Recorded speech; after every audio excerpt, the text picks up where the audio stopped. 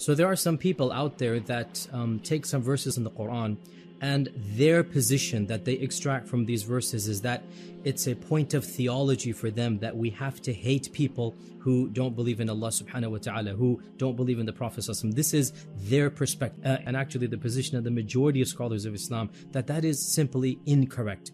The Quran does not tell us, the Quran does not preach a generic hatred of everybody else. In fact, quite the contrary. There are explicit verses that clearly demonstrate that it is natural, it is completely normal to have positive feelings towards those that are good to you. In fact, in one of the most powerful verses in the Quran that's addressed to the Prophet ﷺ, Allah tells him, إِنَّكَ لَا تَهْدِي مَنْ أَحْبَبْتَ وَلَكِنَّ اللَّهَ يَهْدِي مَنْ يَشَاءُ.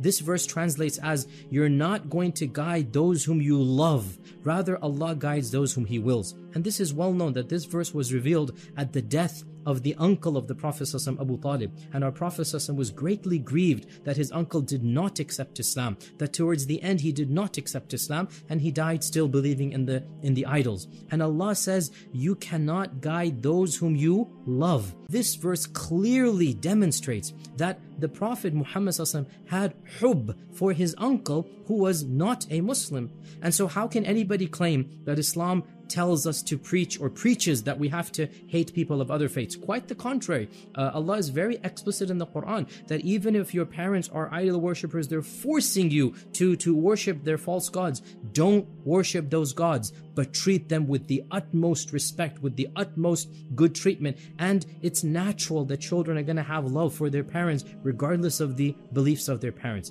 Therefore, in a nutshell, no, the Quran does not tell us to unconditionally hate people of other faith.